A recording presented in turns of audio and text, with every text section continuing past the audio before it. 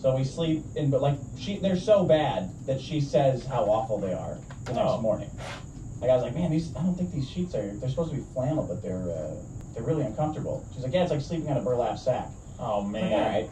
That's how much texture there was in grime on your sheets that she said. No, it was the material. It was like a bad coarse flannel. But it wasn't like sand. I don't have sand in my bed. I don't know, man. So I change the sheets. She comes over next time. Yeah. Again, of course. Of course. And this girl is like crazy in bed. So sheets are soaked afterwards, right? So I'm like, fuck, I gotta change these sheets, right? What if another girl comes over? I don't want to have these like soaked. These sheets are ruined. I gotta take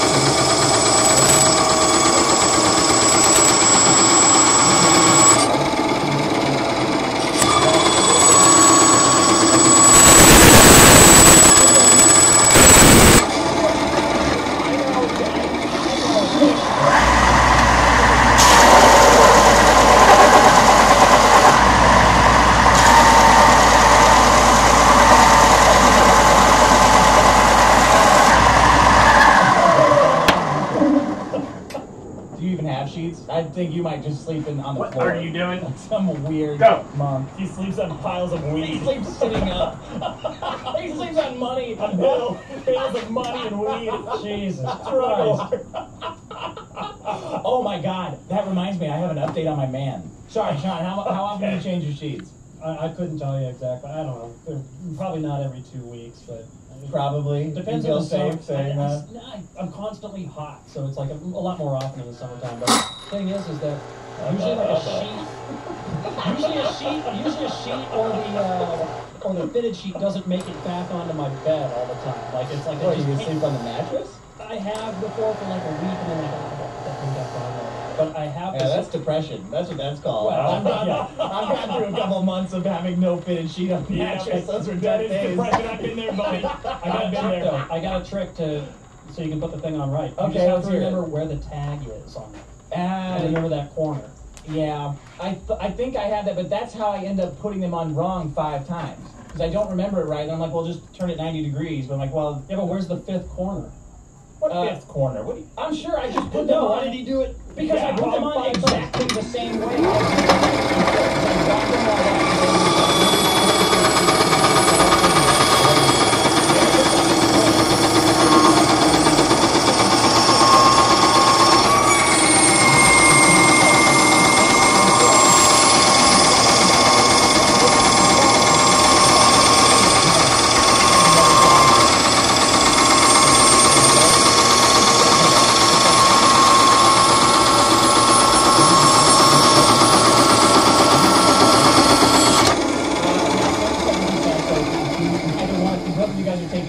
On how often you change your sheets? Is that what I'm hearing? Now, a couple times a month. Hey, so real quick, you had a story about your man. What people were asking, what happened to your man? Yeah, somebody asked in the comments. And let's recap for those who haven't listened to that episode way back when. Dick went to Burning Man and brought back something worse than an STD, which was a live-in guest. I might have brought back both.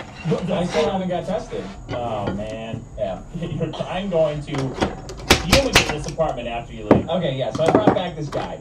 My man, right? Yeah. Like my race Bannon. That was his name, right? Yeah. Like my valet. It's not a gay thing. Okay, it's just a guy, my man. And he occasionally imparts words of wisdom to me. Oh. Just every once in a while. So it's not condescending, but just if I might need them. Yeah. He's there to look out for those moments. It's like a shitty drunk Yoda. Yeah. Okay. Yeah, I guess, yeah, that's a pretty accurate description. Yeah, and what is your I'm man not say? going to tell the whole story now because I don't want to tell tales out of school on this one specifically. Okay. I get a text from him. He moved. He stayed with me for a month. Yeah. In my apartment, being my man. Yeah. Doing man stuff. And then he got too much. Couldn't find a job. LA wasn't the answer. So we moved up to was in the middle of like county.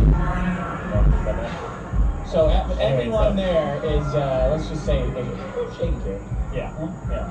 So I get It's a good place for somebody who's down on his luck. Yeah. So I get a text from him. Hey, Dick, how's it going? So this guy, oh gosh, I don't know what to call this guy. I know him. He's an awesome guy. Call him Chuck. No. I mean, I don't know how to describe what he does. He provides medicinal marijuana for people, I think. He's a dealer. I don't know. I think the word is kingpin, not dealer. He's a kingpin. So my man says, hey, he wants to kill me. What? I'm like, oh yeah. And then I'm got like, a kingpin after him trying to kill him? and he goes, and he wants to kill you too. Wow. This was a text. I was like, oh, well, good to hear from you. Well, good job, Dick. Great, you got a kingpin after you. Anyway, so my problem this week is... Wait a minute. 29% of the things that keep working out. 34%. I don't believe that, though. I'm the only one here that told the truth about it because nobody wants to be considered like a total slob or disgusting. Yeah, a couple times a month. That's me, for real. That is really? Yeah. I don't want to test it. We can set up a whole test, but we gotta set it up in secret. Yeah, we're not doing that. So anyway, Dick, my problems this week were loud muffler douchebags and non-porn porn. Okay, my problems are jury duty and changing your sheets. So don't forget to vote on these problems at thebiggestproblem.com. Check out Audible, our sponsor this week. Thank you for supporting us. Thanks for listening. I'm gonna play some erotic stories for you. It was hard to put this together because as I was listening to it, I kept having to jerk off and take a break. Thank God you were able to find it. Yeah. Are you ready for an erotic experience? Yeah. Milked at her uncle's farm. Vanessa's Dairy Farm Training. Written by Leah Milken. Chapter 1. Vanessa takes the bus to her uncle's farm. What were you going to say, Sean? No, it sounds like a computerized voice or Yeah. something like that. Yeah, It doesn't even sound human. this next part is gonna give you some more evidence for that. Sexy Latina Vanessa was on the bus on I-35 in Texas to her uncle's farm south of Nuevo Laredo. Wow. Sounds like a GPS. Yeah. Tamaulipas, Still Mexico. hot. She could not believe that her family was forcing her to go to work for him in Mexico for the summer. Yes, sure, she got into some trouble in college and flunked a It's class. not a robot, But but did it that sounds mean she robotic. had to go to work on a farm? A farm? Really? Her mother told her it would make her appreciate the opportunities she had in college. Wink, The wink. hard manual labor would make her wish she could go back and study. Wait, did you say, It did was you say already hard working. manual labor This or hard 5-hour manual bus trip labor? was never ending, and all she could think of were the sisters she had left in her sorority, all the hot guys she had hooked up with. Vanessa enjoyed playing the field. That's what I'm thinking of when I'm going to Mexico for hard labor. All the hot guys I've hooked up I with. got two more. I only got 3 clips from it. This particular clip struck me as weird while I was listening to it. I listened to it once for enjoyment, Yeah. and then a second time For more to bring enjoyment. it, for more enjoyment. Then a couple times later, I brought it into clips. She refused to totally give up her city lifestyle for the Mexican farm, so she kept her Kindle Fire HD and her iPhone 5. Awfully specific. Very specific. I don't know. It's erotica for women, though, right? All erotica is for women. Yeah. All erotic literature is for women. If there are no pictures, then yes. If this was erotic literature for men, it would be 7 minutes long. Yeah. And it would just be and it would be guy drunk in the background. Constantly. But this is something like think of what women want to feel. The guy from this house took every indication of the farm hand. She believed she would have everybody resting on her individual bedtime. Already Already, she had one guy pay for her lunch while another bought her a soda at the last stop. It's a fantasy. All that for just a tiny smile Guys and a buy you couple of sodas. words. Paid for your She lunch. hadn't even had to flirt or put out at all. Oh man, She's been on the bus for like 25 minutes, right? Yeah. She hasn't had to pull out yet. I wish there was some statistics to see how many women stop right there to finish masturbating. Oh man, I didn't even have to put out. This guy bought me a Coke. What a sad. Well, she gets hers. That's all I've got. That's all I've got from chapter 1. But she gets hers eventually. Great. I got a quick voicemail. I don't know if this is.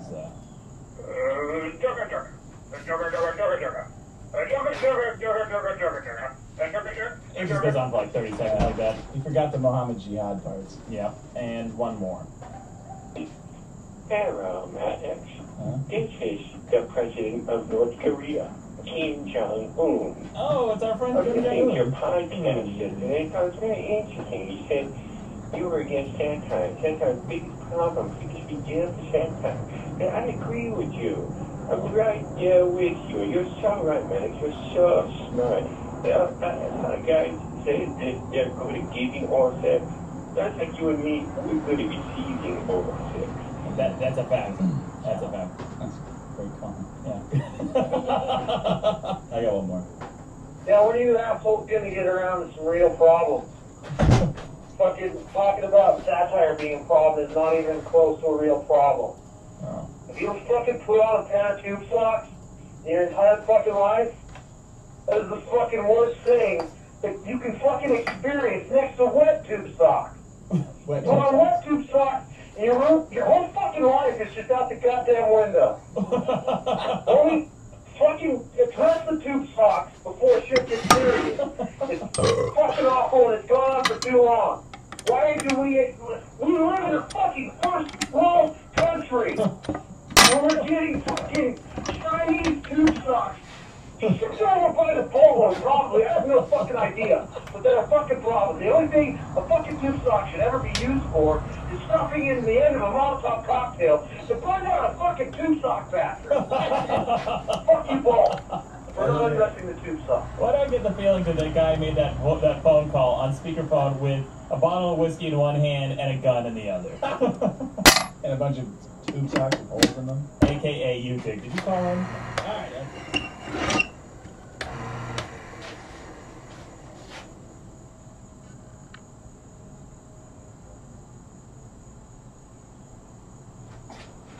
The show is brought to you by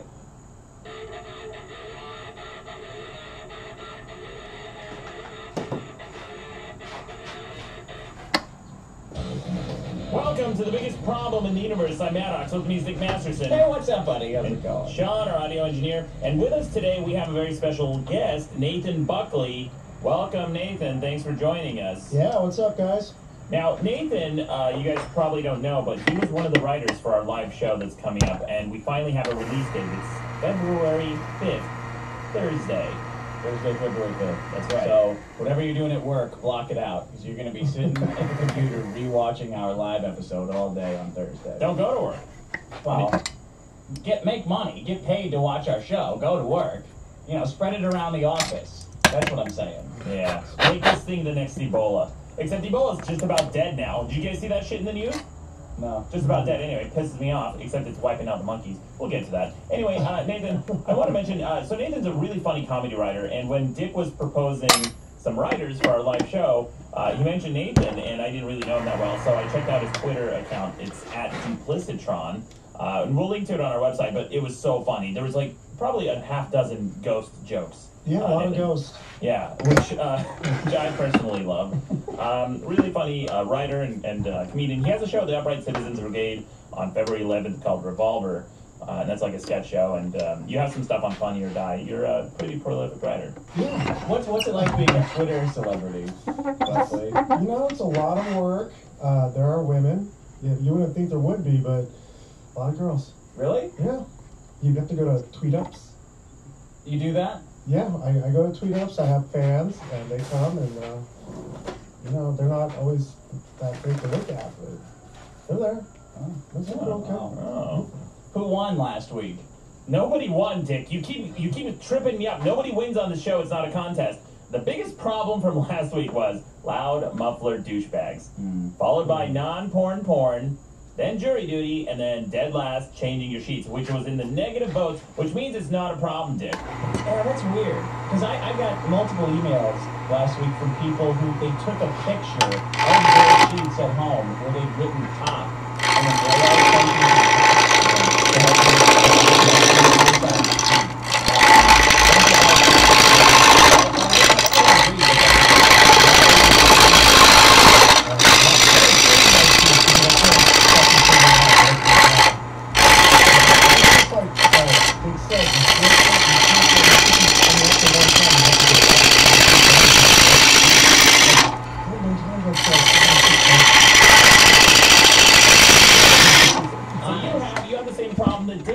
chili and crap in your sheets. Yeah, No, we're not eating chili in bed.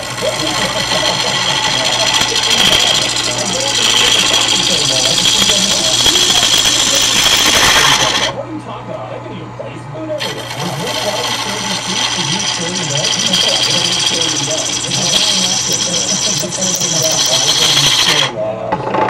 There's only one thing I do about that. I got a comment based on your problem.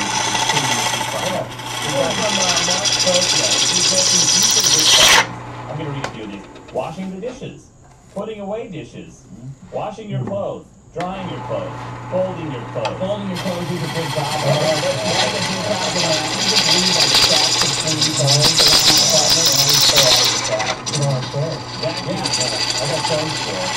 Sweeping, mopping, scrubbing, shoveling snow, using a lawnmower, and making dinner. And you don't come up with one. No, holding clothes. Yeah, washing now. I got a problem. I got a comment from Carlos Vega. I haven't changed my sheets in 8 years. Gross.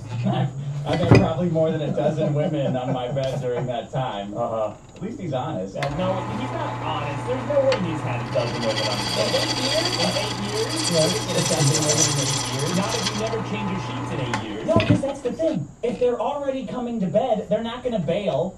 Like, women don't have a built-in black light that they know your sheets are dirty. They smell, Dick. They have noses. What is he, just finding a whole bunch of chicks with no nostrils? They're drunk, Maddox. This is an erotic story from a real man. These broads are drunk. It's 2:30. They're not going anywhere. They're going to his 8-year-old sheets. Yeah, I don't know, man. I think he probably banged them on the couch. That's a lie. No chick's going to sleep on the 8-year-old sheets, man. Well, you haven't changed the couch cushion in probably 8 years, so what's the difference? I don't know on the couch, so it doesn't matter. Get out of here. That's leather, not leather. No, it's real leather. Wow. It's 100% genuine leather. Get a DNA test. At the real Rick James on Twitter says Dick Masterson couldn't be more right. Putting a fitted sheet on right the first try is impossible. It's true. Right. Hey, I have a clip that someone sent in, Dick, because your Metal Gear Solid knowledge is so weak.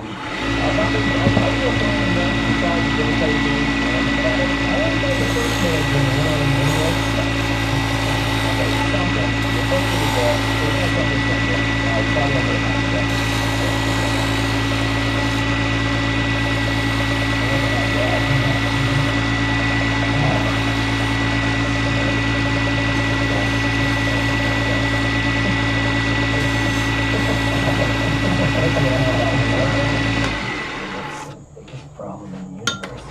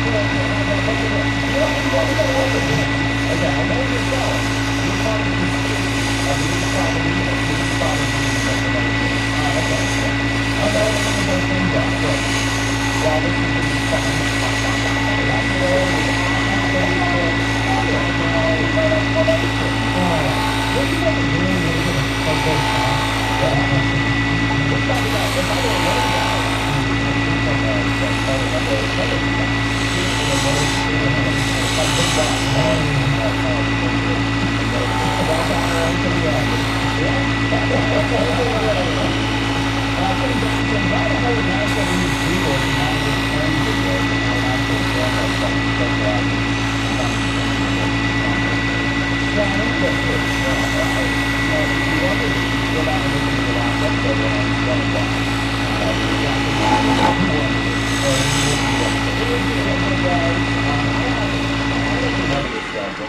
have a new segment. I don't have the intro to the segment, but it's called, I called it, remember this way back when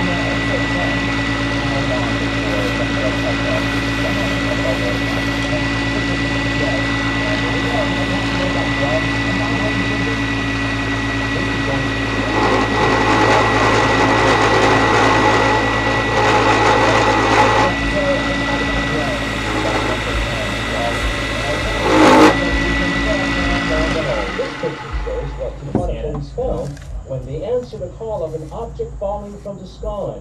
It was a drone carrying about 6.5 pounds of crystal meth. Wow, it's already started to happen. Let me tell you, it comes across as a little gauche when you promote yourself as having been right. So a lot of times you want to ask someone else to do it for you. Dick, you're telling this is a guy who runs a website called The Best Page in the Universe. Yeah. I'm not afraid of coming across as a little gauche. Okay, I got a voicemail for you. Hey guys, it's Alex from Toronto. One of the great moments in this show's history happened for just a fraction of a second after Maddox comes to understand and accepts the reality of Noel Kumar means no smoking. And he knows that somehow he always knew that it didn't mean no farting, maybe in the back of his mind, because he doesn't challenge you at all. He just goes, fuck. And the fuck was so great, because it doesn't just mean that he knows he's wrong. He knew that this is going to be something he's going to get his nuts busted about forever, because he did not think Noel Kumar meant in any way ironically, don't fart. This is one of those things that you learn like deep into your life that like, oh shit, my whole life I didn't know that wasn't the case. I'm such an ignorant prick. Yeah.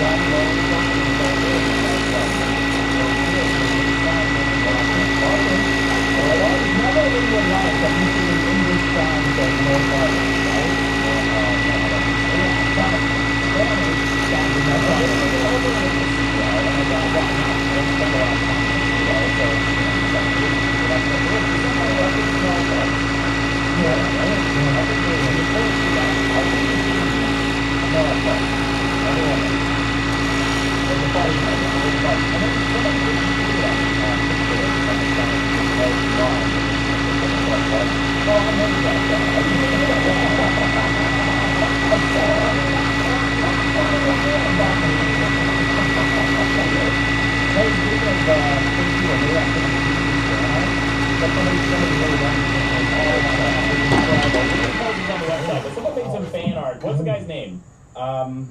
Oh, whoops. And by the way, guys, the guy who did that Metal Gear Solid clip, he sent that in an email. His name is Aaron Grace. Thank you, Aaron, for that Metal Gear Solid clip. Daniel Warren. Daniel Warren 86. He made what looks like, it's like a boxing poster, like a title bout boxing poster of Dick versus Dick.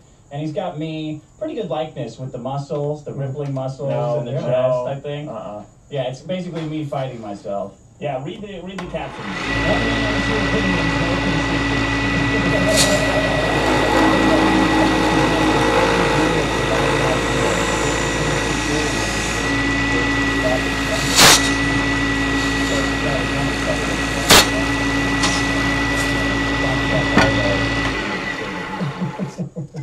Dick was so pissed off reading this. It makes me so happy. That was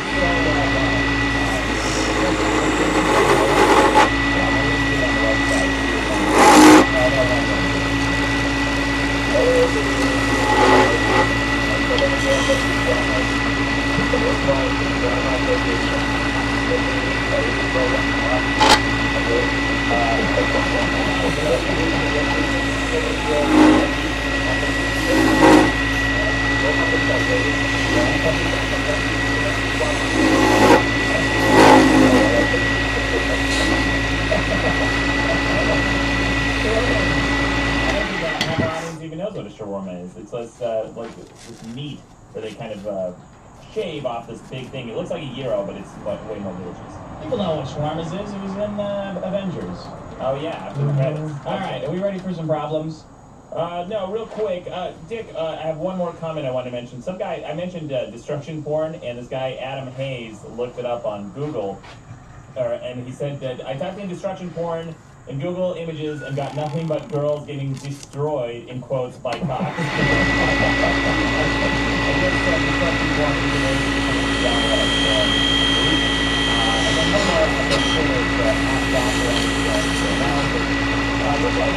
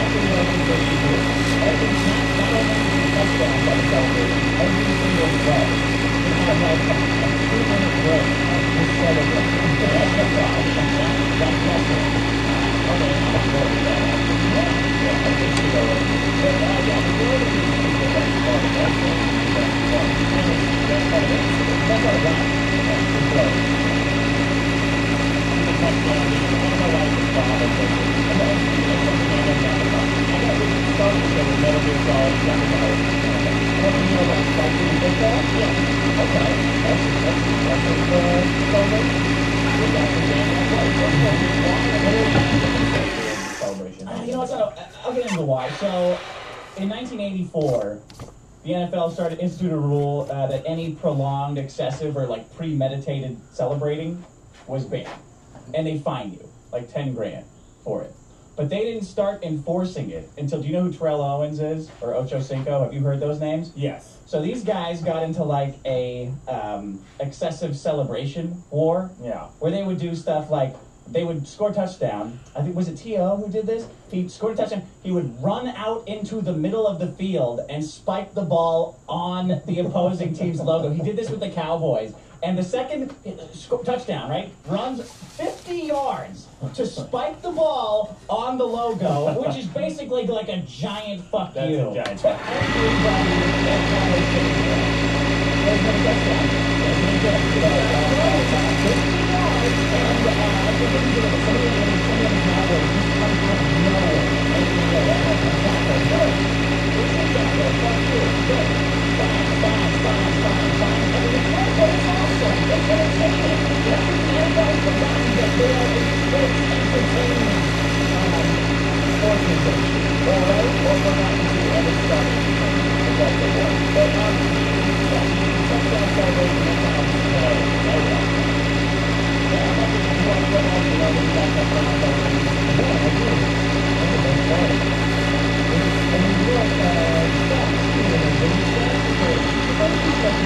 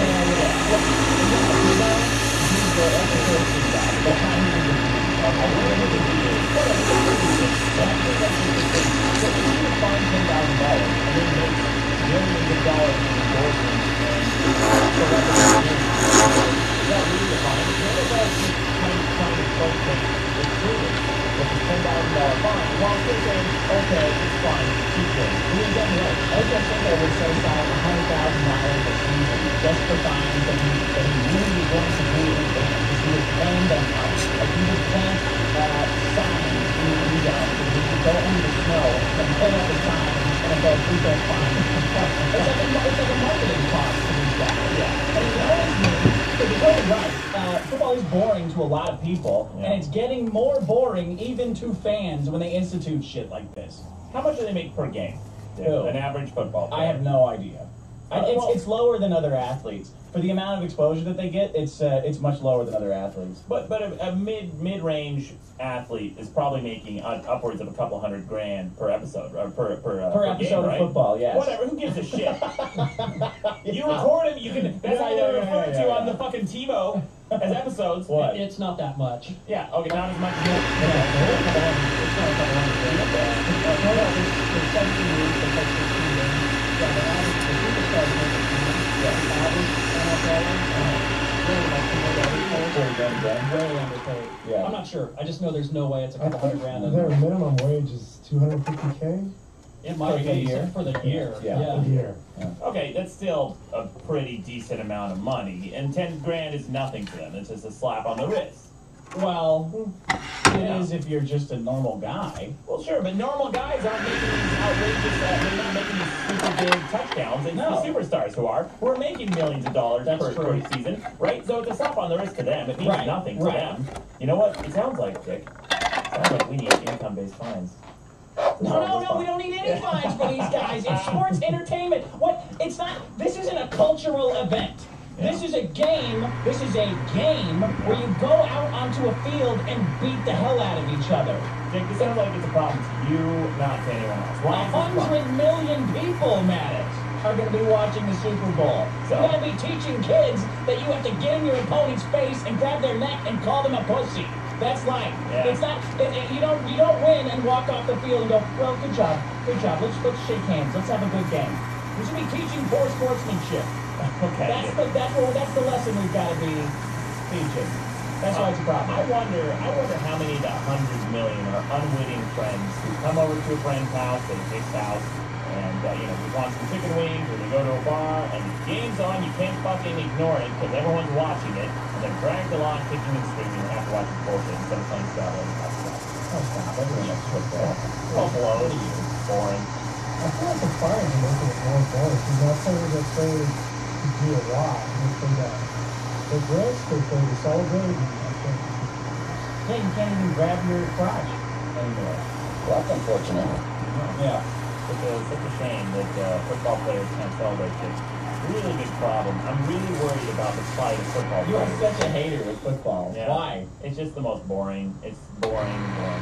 Yeah, is that the only reason? Did you not make the team? You can't wait to stop talking about it because he doesn't know anything about it. Is that really exactly Of course I don't know anything about it. Of course, because my mind's full of knowledge, important stuff floating around in here. Yeah. Except Like about who's Mexican farting. science. Yeah. No, man. I remember. So here's my beef. My beef with football is pretty. I was pretty ambivalent towards football for most of my life until high school, and that's when shit started being the thing. Okay? Because I was a programmer all my life. I was a programmer, basically since early high school. And in high school, the computers that we had were 80, 86 machines. These were those old green, black and those monochrome green IBM machines, those big clunky, or those Apple machines. Yeah. And these were just god-awful computers. And I was in the programming class, and it was so underfunded. And I did the math, and I calculated all the funds in the school, and the majority of them went to our football team. Oh, yeah. Which sucked dick. It was among the worst in our entire state. I remember one game, but they were showing the highlight reels at an assembly of our football team, and one of the games they lost 17-0, and the football team kind of stood up in front of the screen trying to block it. I'm like, no, idiots! Own it!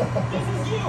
This is what all our money and our funding is done. Meanwhile, we're sitting here programming on these archaic pre-Soviet computers, and to something that could potentially give me a career, a chance at a better life. Yeah. And instead we're pissing away on uniforms so you can put jock straps on your discs.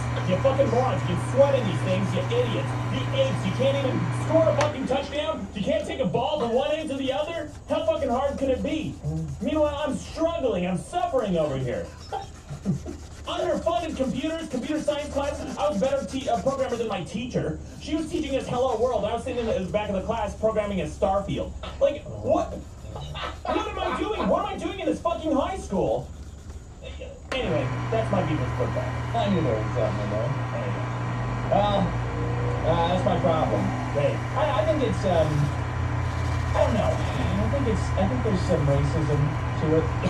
okay, yeah. Yeah, like these good old boy owners don't like seeing Ocho Cinco and T.O. and a bunch of black dudes flamboyantly, according to them, celebrating. Yeah, that's what it is, Dick. Yeah, they hire them, right? There's racism, yet they hire them. Is that... there's a complete disconnect there. Well, the fines would be a complete disconnect to what? It being slightly racially motivated? If it's racially motivated, why would they hire them in the first place? Because it's football. Because it's football, and they want to hire. Yeah. Okay. Yeah.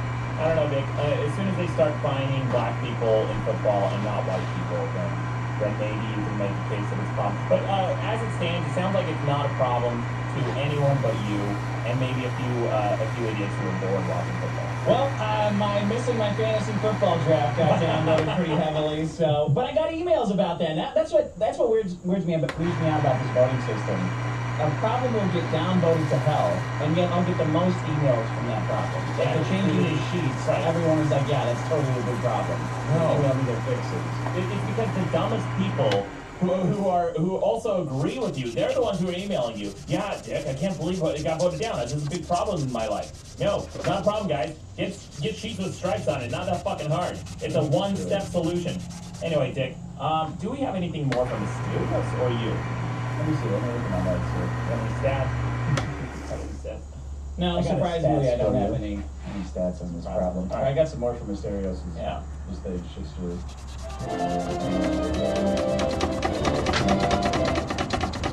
Welcome to the biggest problem in history. Taking the history out of history.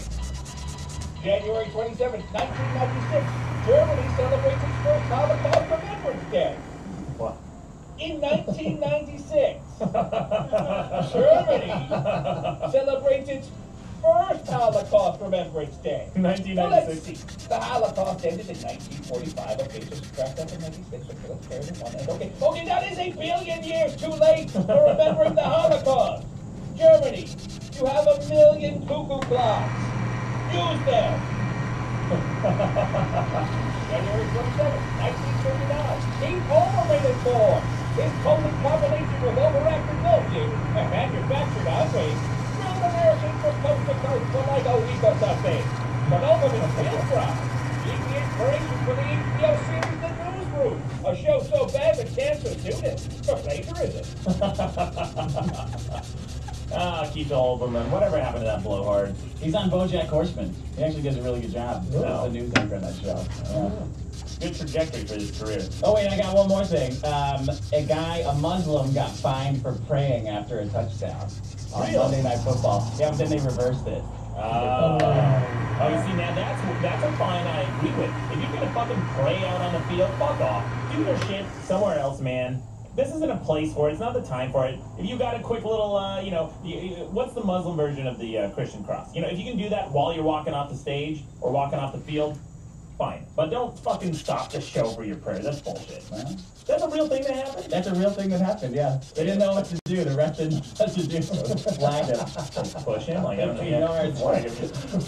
Great. Buckley, thank you again for joining us today. Yeah. You are our, I believe, our fourth or fifth guest on our show. What was your problem? You brought a problem in today. I did. I brought a problem. My problem is people who got sick by the travel ban. These people who travel, which is fine, but they make it this thing that's all they want to talk about.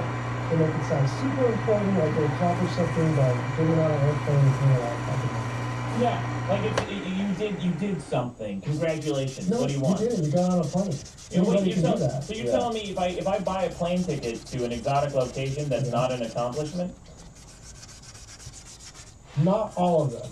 And that's the other part that bothers me is it's just some countries are like, oh yeah, that's a good one. Like you're culturing yourself. This is good. But if I'm a Marine and I go to Afghanistan to shoot some children, that's not okay. That doesn't count as traveling. Even though I traveled somewhere very different from here, it doesn't count. Yeah, wait a second. If I go to another country to shoot some children, I would say that counts as traveling. Right? My passport has a stamp, doesn't it? Yeah, you had a spiritual experience. Yeah. And culturally, it's very different than here. Whereas you go somewhere like London, it's a little bit different. Not that much. So what would count as something, like a traveling experience? Like the easy ones are like France, Germany, England, and then like Belgium, and then some of the more hardcore people go to South America and they want to tell you all about that for a really long time. You don't want to stop. Yeah. Especially people who do any kind of like child or food aid in Africa or anything, they come back and their Facebook picture for a month or two is just a picture of them surrounded by black kids. Like that's and it becomes their whole identity. Like, yeah, you handed a black kid a piece of bread. Congratulations. It's not that big of a deal.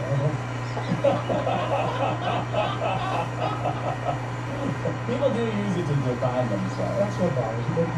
My brother spent, I don't know, like $100,000 traveling the world for 2 years. Wow. But this is his thing. This is his whole identity. But to me, it's like, dude, you just went on vacation for a really long time. Yeah. And I'm glad you did, but like sometimes he'll try to teach me things and culture me, and he spent like 10 minutes explaining this dish that they serve in Venezuela called ceviche. Oh, ceviche sounds so exotic. What is this ceviche? Is it just raw fish? That you can get anywhere here, including Del Taco, Taco Bell. Like, just walk outside. You can find this stuff, dude. You don't have to do that. There's Peruvian, I've been to really low-end restaurants. I think it's like a bar food now, where you can get like jalapeno poppers and ceviche. Sure. Yeah. Shrimp ceviche. It's a thing everywhere. Yeah, just trash food. Who cares? Yeah. Yeah, it's just a bunch of buildings. You're just going around seeing a bunch of buildings. What a bunch of dicks. That's what you guys are, a couple of dicks. You can see I it on like the old internet. buildings. Yeah, you can see everything on the internet. You can see titties on the internet. You want to see titties on the internet or in person? Both. I like to have it all.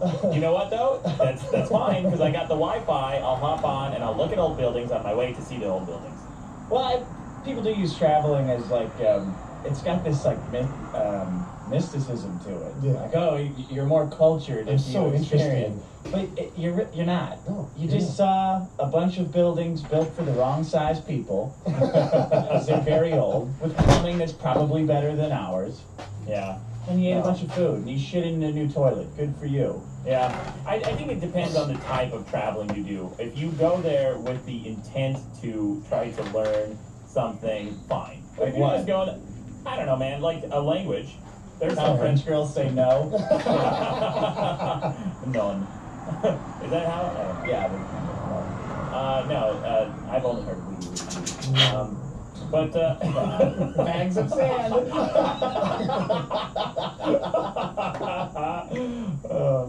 What were you I love saying? you, Mario. Yeah, no, man. If you go there and you try to actually experience it. So when I went to France, I've been there a couple times, and the first time I went, I couldn't find a hotel. And actually, Dick, this is because of you. I was able to find this place. I was flying in on New Year's Eve, and I didn't think to book a hotel beforehand because I didn't plan on going to France. I bought this ticket on a whim, and I checked hotel prices in Paris on New Year's Eve, and they were outrageous, like 400 euros a night. It's gonna bust my bank, so I'm not gonna pay that. So I thought maybe I'll just sleep on a bench for a night. You know, it's New Year's Eve. And, Sorry, what? Maybe you'll just sleep on a bench for a I night? don't know, man. Sure, whatever. Fuck it. Have you ever done that? No. Okay. I have a home. Just trying new things. You're Trying traveling new into things. France, try Paris some new is things. pretty nice. Even the benches are nice. Yeah, the benches are not. not. I've seen pictures of old buildings in France, Buckley. They look great. I'll sleep on a bench in front of it. Plus, everyone's up all night, probably anyway, throwing champagne bottles around, which was true. You can sleep in Notre Dame. You can be like the hunchback of Notre Dame. I'll sleep in the clock tower somewhere up there, or the bell tower. So I looked on. I remember just as I was about to close my laptop in defeat, you kind of in this Obi-Wan way, like appeared to me in the spirit, Dick, and it was like, don't forget to check Craigslist. And so I thought, oh yeah, I will. And so I hopped on Craigslist and went to paris.craigslist.org and found this guy renting a room in his apartment for 60 euros a night. Wow. I thought, wow, that's cool. And he said he lived near Notre Dame Cathedral. And usually when people say they live near a landmark, they're a couple miles away. Yeah. I showed up, and this guy's like kitty corner from Notre Dame Cathedral. It's less than a minute walk. It's the stop that's right there. And I had an incredible time, and I stayed there, and I learned this guy's life, and I hung out with this dude. I took him out to dinner. We're still friends Right this day. there. That was the point in the travel story where I want it to be over. Like when people are telling travel stories, there's always a point where I'm just like, you hear that sound, that in your mind, you're like, oh god, I might kill somebody. Like, please don't black out, please don't black out, please don't black out. Stop telling the story. Well, you're in luck, Dick, because that was the end of my story. Yeah, you're good at that. Yeah. So, but anyway, Buckley, what would you say about that kind of travel experience? Was that bullshit too? Did I get the travel bug? No. Thank you. You're not one of those people. At least not yet. I haven't talked to you enough to know, but you don't sound like one. And you know, I'll admit, fucking Paris is great. It's fun. Yeah. It's a great vacation. But You've been? Yeah. Yeah. A few times. Sure. But that's all it is. It's Yeah. fun. And it's no better than going to, I don't know, Rosarito Cancun. Beach or Cancun Yeah. and partying your ass off. It's a vacation. Yeah, when people try to ascribe, so your problem is with people who try to ascribe higher meaning from their vacation. Correct. Right. You just bought a ticket because you have time off from work. And a bunch of money you don't know what to do with. bunch of money to blow through. Yeah. What do you think about people who go abroad to do some kind of some kind of service work, like what's the Salvation Army? Is that one of them? Is that a Peace that's Corps. a thing? Peace Corps. Oh, Peace Corps. That's the one I was thinking of. Yeah. What do you think of like the Peace Corps guys? I'm a skeptic, so every time someone tells me they're doing that, I just think they're full of shit, or they're like... It seems like it takes a lot more resources to let them do something, right? It's like if someone wants to come over, like, hey man, I'll help you build your pool. Like, no thanks. I've got like guys who know how to build a pool out there building it. What are you gonna do? I've read all these articles recently about people who go to do Peace Corps work and they try to build these mud huts and shit huts wherever in Africa. And they say that a lot of times like these really young, weak white girls show up and they try to build huts in Africa, and they have no expertise, no experience, and so they're building these walls that are crooked and not sound. They're structurally unsound that will collapse. So what the poor girls villagers that you wouldn't let put together IKEA furniture in your house are building someone's entire house in Africa. So they're basically murderers. That falls down. So no, what they do though, Sean, is after they leave at night, the poor kids come out from the village, tear it down, and rebuild it correctly. because these girls, and they don't want to be rude and tell them to stop. Because it's still bringing in some funding to the community, and they don't want to lose that. So they'll let them come and play looking at hot girls working. Yeah, hot white girls working out there at mud huts. I'll look at that all day. They get that muddy little thing on their brows. They wipe it away. They make African mud hut porn. I like real porn, not non-porn porn. Oh yeah. Anyway, Buckley, it's a good problem. It's like being a nerd. People who say, like, oh, I'm a nerd, oh, I love travel. Like, yeah, everyone loves travel. It's a vacation. You're on vacation, that's why you're having fun. That's what, of course. It's not work. People don't know you, so you're going. I had the best time when I was in France. Yeah, no shit, because you're on vacation, not doing anything. Yeah. That's fine. You know, though, I read this thing, the OkCupid releases those studies every now and then where it says the two biggest indicators of compatibility are people who like to travel and their taste in horror movies. And so that's one thing it's just the thing I read a while back. So the travel thing, though, Buckley, like people, I have met people who absolutely hate to travel. So what do you think of those people? What do you think of people who just refuse to travel, don't like it at all? Have they done it and they don't like it, or is it just they're afraid? I'm going to guess no, because they're usually assholes. I know some people who prefer to stay home. Yeah, I prefer that you stay home. Yeah. Yeah, you don't like to travel? Great, don't travel. Stay the fuck home. I'm not going to hang out at your house. Well, they're not as combative as you about it. They just don't like going on trips. You don't like to go on trips? Fuck you! I don't have strong feelings against it. I mean, honestly, I probably would have never gone to another country had it not been for women making me, but... Oh, so this was like in a relationship, you went to another country? Every time. Oh, so do you like to travel, though? Yeah. Oh, okay, here we go. Here we go. Yeah. What did you bust him? Busted. Like non-traveler. To me, like, I'd almost rather go to Portland than China. What? What's in Portland? Bars, women, strip clubs. same stuff. What's in China?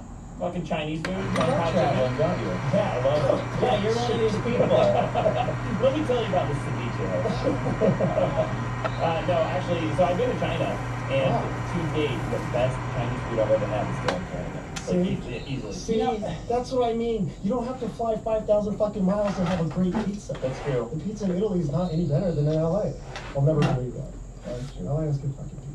Yeah, I've had good pizza in just about everywhere I've gone. Even New York. I bitch about New York pizza because it's so fucking thin. New Yorkers love their thin fucking pizza. Which, by the way, if you like your pizza so much, why are you making it try to disappear? It's non-existent, basically. Anyway, that's it.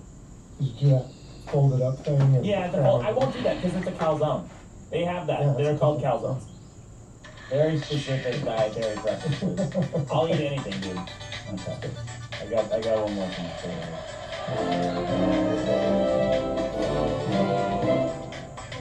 Welcome to the biggest problem in history. Taking the mystery out of history. And finally, the biggest problem to ever occur on today's date. January 27, 1993, French wrestler and actor Andre the Giant passes away at the age of 46. At 7'4" and 500 pounds, Andre the Giant was unquestionably one of the greatest men to walk the face of the earth. By age 12, he was so large that he had to be driven to school in the back of a pickup truck by his neighbor, Nobel Prize-winning playwright Samuel Beckett.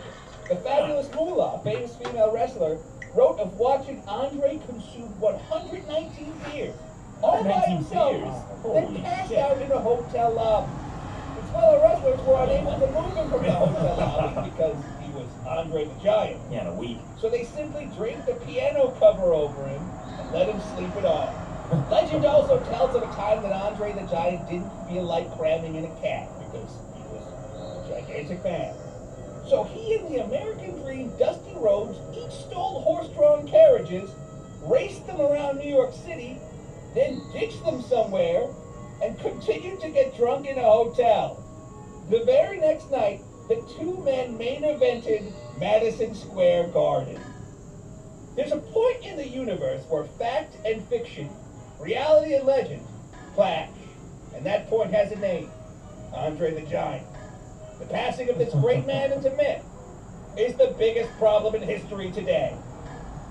That's all for now. Until next time, the Stereo's Coconut saying, the past can go fuck itself. So Andre the Giant died today? Yeah. What was it, 50 years ago? No, 20 years ago. 119 years? He weighed 500 pounds. I looked this up, guys. That's 226 kilos, and that's a quarter of a ton. That's a lot. Yeah. It's a lot of beers. Yeah. I think I've gotten like 20.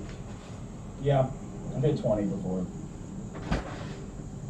I think we've all had 20 beers, guys. But let's talk about the biggest problem in the universe, shall we? The real problem is overpriced vintage clothing, baby. Oh my god. Yeah. You just want to tell people how to spend their money. That's your whole MO. Oh, well, you know what, buddy?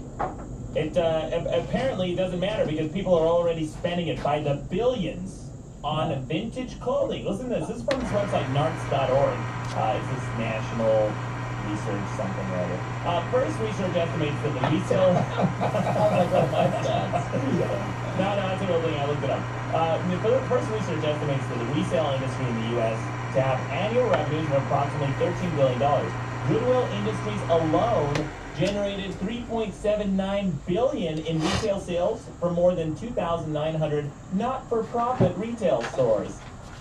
Buffalo Exchange, that's another one of these Goodwill type companies, generated an annual revenue of $81.6 million in 2012, and Crossroad Trading Company, based in Berkeley, California, rang up over $20 million in sales in 2012.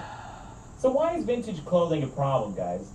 You have any idea? Overpriced vintage clothing or vintage clothing? Well, I'm going to make the case for all of it, but overpriced specifically. The audacity that you have to sit here and say that overpriced vintage clothing is a bigger problem than the war on excessive touchdown celebrations. That's outrageous.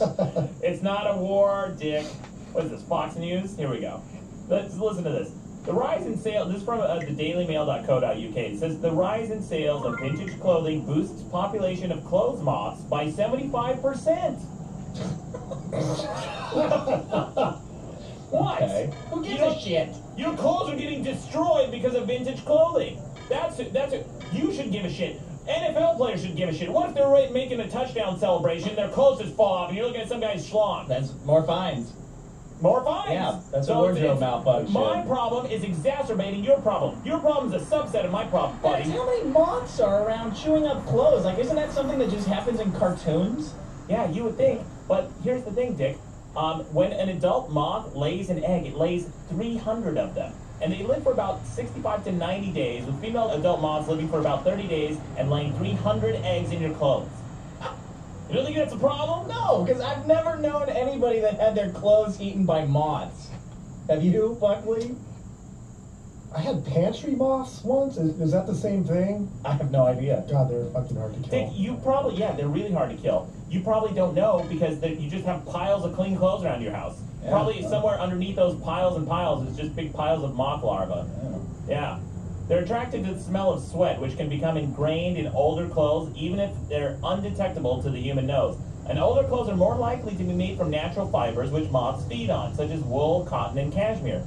Newer garments are increasingly made from synthetic materials, such as polyester. That's why newer clothes is better than vintage clothes. But is it the overpriced, or do you hate vintage clothes altogether? Well, look, sounds like, I'm a betting man. I would bet that for some retarded reason you hate vintage clothes because it's people who look different than you. No, look, they harken back to another era. Like, if you wear vintage clothes from, like, the 80s or 90s, you're feeling a little bit nostalgic, that's one thing. But then people go to the 20s. You don't know anything about the 20s. Who do you know that's wearing clothes from the 20s? Yeah, you know, there's a lot of suit guys running around. Oh, yeah, sorry guys. Only every time I open my fucking eyes, these fedora dipshits on Hollywood, are you kidding me? Look, everywhere. They're everywhere. I mean, people wearing fedoras. Like, it's not the fucking 20s, dipshit. Take your cabbie hat off. You're not a fucking newsboy. take your hat off and fuck off So with they your want to wear a 1920 stuff. hat. So they want to wear a hat. What's the big deal? I'll tell you what the big deal is. Have you ever worn a fedora? No. Because I know it's fun. I put it on like just to see what it looked like in a hat store, and I looked like a douchebag, so I took it off. Very few guys can pull it off. If you can pull it off with a fedora, you're probably a detective. So listen to this, man. So Goodwill, I looked into Goodwill, and the CEO of Goodwill is this guy named Jim Gibbons, who in 2011 received a total reported compensation of $725,000. CEO, that's it? The CEO. Oh. Well, it's a not-for-profit company. How's he raking in $725,000? Oh, you think he should make less than that? Yeah. Do you know how many Goodwill stores he runs? A shitload. That company's huge, and he's 2,900. probably, I'm assuming, responsible for rebranding it with the Halloween ad campaign. Why Halloween ad campaign? How they always have like Goodwill, and then they have like that little face that gets dressed up for Halloween. Yeah. You've seen that on billboards. Yeah, That's yeah. a brilliant campaign. Great, who cares? It's for helping people. Have you ever shopped at Goodwill? Helping poor people? Is Oh, that the really? point of the Goodwill? Yeah. Yeah, you would think, except this is from Wikipedia. A 2013 article on Watchdog.org reported that Goodwill's tax returns showed that more than 100 Goodwills pay less than minimum wage, while simultaneously paying more than $53.7 million in total compensation to top executives. The former CEO, Douglas Barr of the Goodwill of Southern California, was the highest paid Goodwill executive in the country. He received a total compensation worth $1.18 million, which included a base salary of $350,200, and bonuses worth $87,000, retirement benefits of $71,000, and $637,000 in other reportable compensation. So what? So they're helping people? Yeah. Really? Because Goodwill Industries, this article goes on, Goodwill Industries International has been criticized. What's going on? All right. Yeah. Can you summarize it? Yeah, here's the summary, asshole. Goodwill Industries International has been criticized by some for using provisions of federal labor law to pay workers with disabilities less than federal minimum wage. Oh. So these people they're supposedly helping, they're paying them less than minimum wage. Well, they can't do as much. Yeah, because they're not overcharging for their vintage clothes at Goodwill. They're cheap as shit. If they would overcharge, they could pay these people more. Dick, they do overcharge. Have you ever fucking bought anything from Goodwill? At a Goodwill, no, it's They're dirt outrageous. cheap. You can get ties Get for out like of $2. What are you talking about? No. I went into a Goodwill one time and I needed some construction boots because I was doing a thing. I believe it was for Manters for Spike TV. Not because you were doing construction, because you were behaving like a jerk on a show, right? I had to masturbate into a cup. Anyway, I For needed, real or on the show? No, on the show. Boots to master. It was a full thing. To get into buckling. character. I'd have to get up to demonstrate. Anyway, I walked into this Goodwill. I bought these boots, and they were really expensive. They're like $70 for these construction boots, and I thought, well, I guess that's the price. Construction boots are $200, dude. No, yeah, $200, great, but these are used secondhand construction boots from Goodwill. Let me finish. So I bought, I'm getting fucking blue balls over here, literally and metaphorically. So I bought these construction boots, $70. Then I walked around the corner to Ross Dress for Less, and I thought, there's no way they're going to have construction boots for less than that. Guess what? $20 for better quality new construction boots. And these bullshit construction boots I bought at Goodwill. So I walked right back into the Goodwill that I bought these from 5 minutes later. Yeah. And I said, well, I overpaid these. I bought these new ones from Ross for $20 just now. And they said, well, sorry, no returns ever. We have a strict no returns policy. Of course. Because it's jerks. Yeah. What, John? I was going to ask, for $20 they steal type and everything? They were great. They were on clearance. There's no way they were good. Yeah. There is no way you bought a quality pair of boots. You actually do work. Right? Like, you're a real manly man. You're not a silly man like us. Yeah, I did construction for like 10 years. I'm wearing construction boots now. These are $220.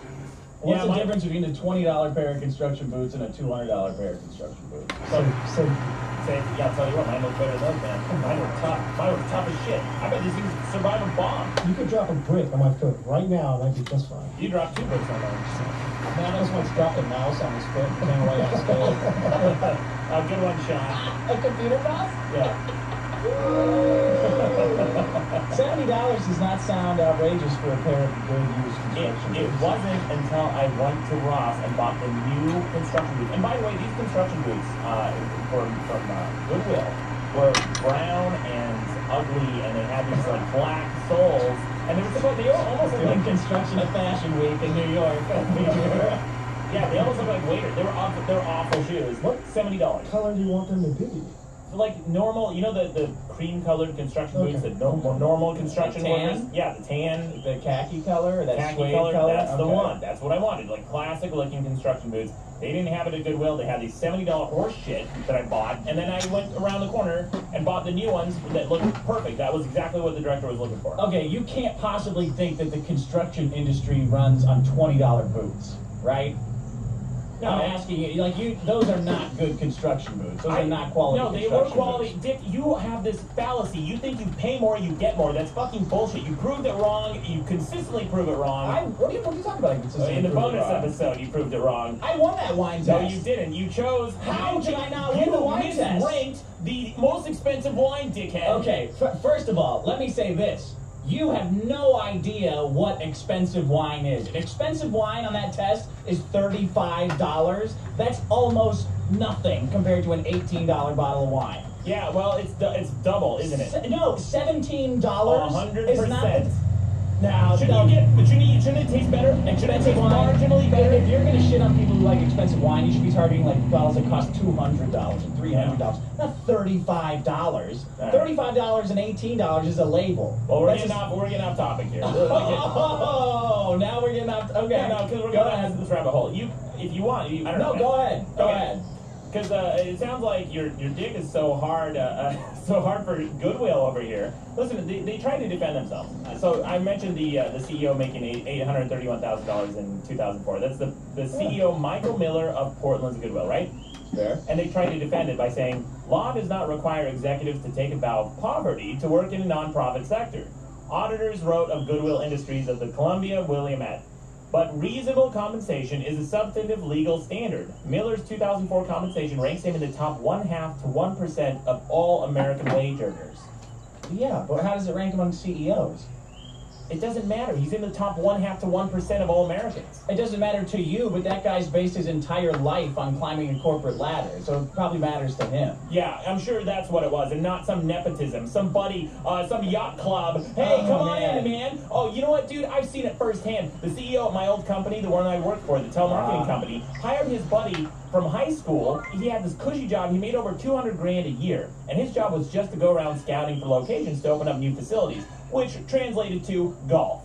He would just go around the country. He was a traveler, Buckley. Part of your problem. He went city to city, everywhere in the country, just to places that had the best golf courses, and that's where he would choose to have new facilities. And he was the CEO's buddy. He had the cushiest job, the best car. He did nothing except golf all day.